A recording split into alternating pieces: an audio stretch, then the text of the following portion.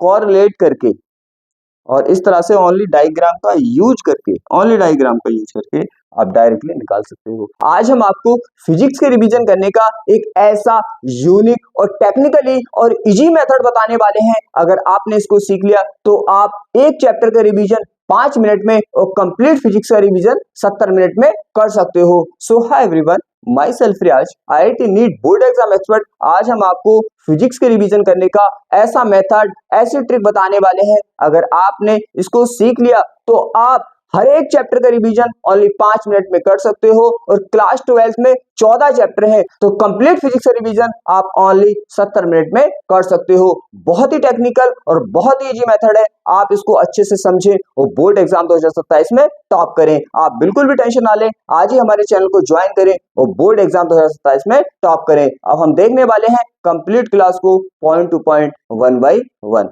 अब हम देखने वाले हैं कंप्लीट क्लास को। बहुत ही टेक्निकल, बहुत ही इजी मेथड है। अगर आपने इसको सीख लिया तो आप 100% हर एक चैप्टर का रिवीजन ओनली 5 मिनट में कर सकते हो। तो अब हम देखने वाले हैं कि आखिर यहाँ पे रिवीजन करने का मेथड क्या होता है। पहले मैं समझाने वाला हूं कि आप कितने गलत मेथड के साथ यहाँ पे रिवीजन करते हैं। आप क्या करते हैं, आप कोई भी टॉपिक स्टार्ट करते हैं तो बिल्कुल ऐसे रिवीजन करते हैं जैसे आप उसको पहली बार पढ़ रहे हैं।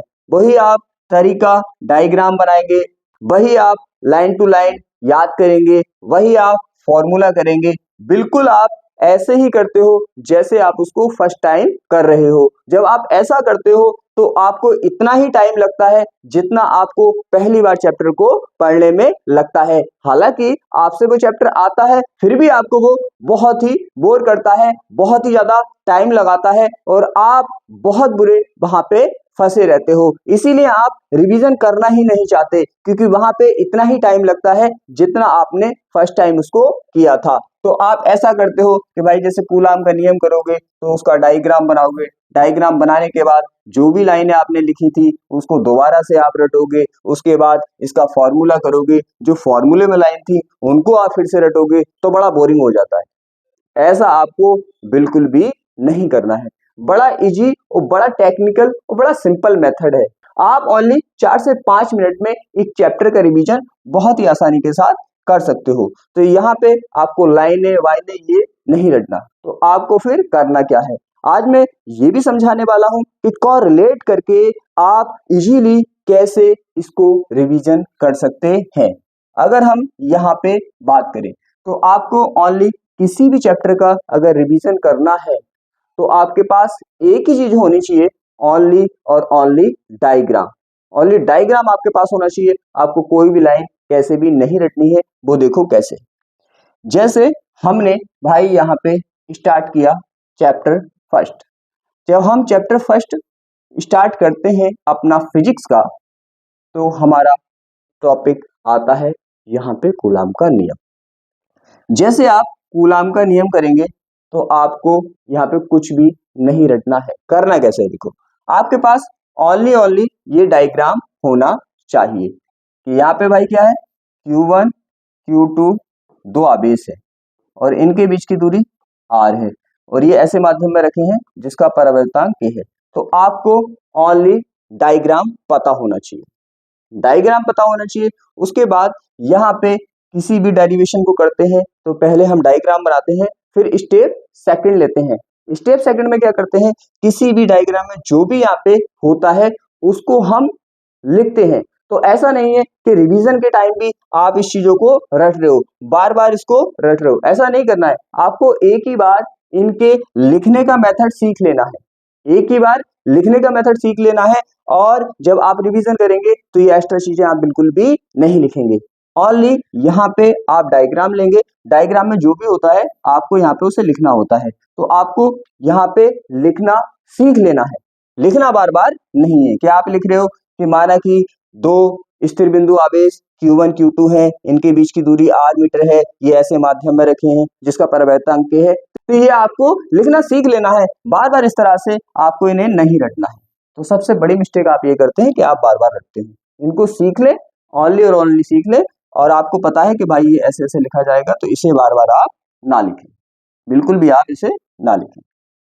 समझ आया? शायद आपको समझ आया होगा।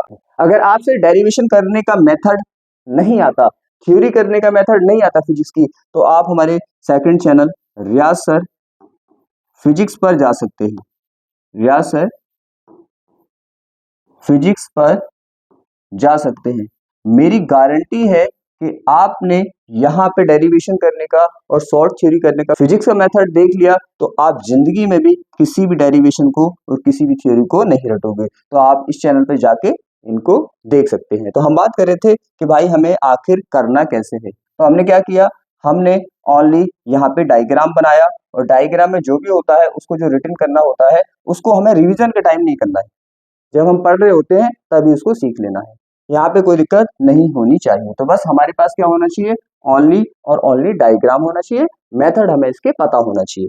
तो क्या होता है, हम किसी भी डेरिवेशन को करते हैं तो भाई डायग्राम बनाते हैं, और यही हमारा क्लियर होना चाहिए। तो फिर क्या करते हैं, यहाँ पे हम जो भी डायग्राम में होता है उसको लिख देते हैं। तो इसको आपको बिल्कुल नहीं रटना है, इसको आपको आना चाहिए, तो आप आसानी से इसको लिख सकते हैं। फिर क्या करते हैं, फिर हम फॉर्मूला निकालते हैं।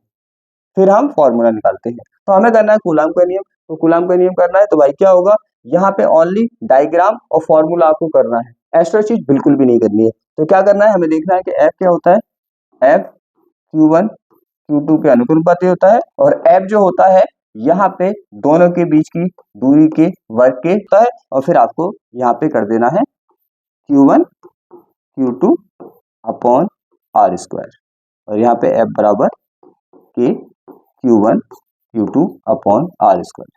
तो आपको इतना करना है, रिवीजन के टाइम पे इतना करना है, बाकी जो भी यहाँ पे कॉन्सेप्ट होने हैं आपको पहले ही उसको सीख लेने हैं। लोग या कूलाम का नियम, तो कितना टाइम लगा, चंद सेकंड में आप इसको कर सकते हैं। तो आपके पास डायग्राम होना चाहिए, और डायग्राम से डायरेक्ट आप फॉर्मूला निकालेंगे। जो एक्स्ट्रा चीजें होती हैं उन्हें लिखना नहीं है, उन्हें पहले ही सीख लेना है। आपको पता है कि ऐसा होता है, बात खत्म। बार बार आप लाइनों को रटते हैं तभी तो रिवीजन नहीं हो पाता।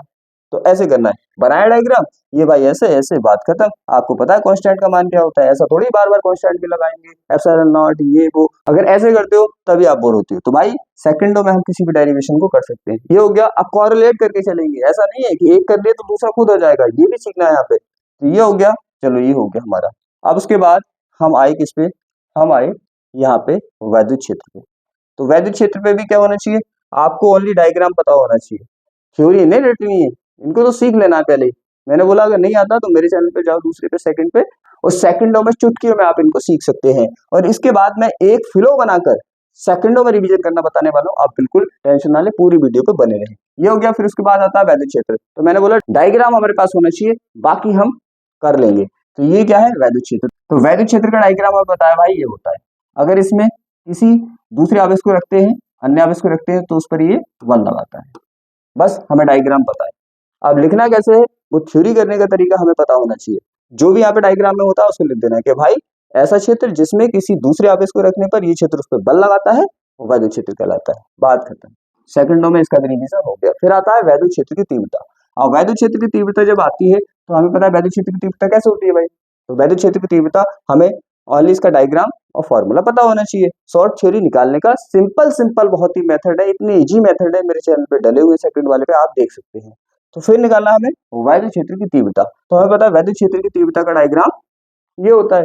डायग्राम में होता है वही, यहाँ पे वैद्युत क्षेत्र होता है। वैद्युत क्षेत्र में हम परीक्षण आवेश को रखते हैं, और परीक्षण आवेश पर ये क्षेत्र बल लगाता है। तो यहाँ पे क्या होता है डायग्राम में, एफ होता है लगने वाला बल, ई होता है वैद्युत क्षेत्र, और क्यू नोट होता है क्या, परीक्षण आवेश।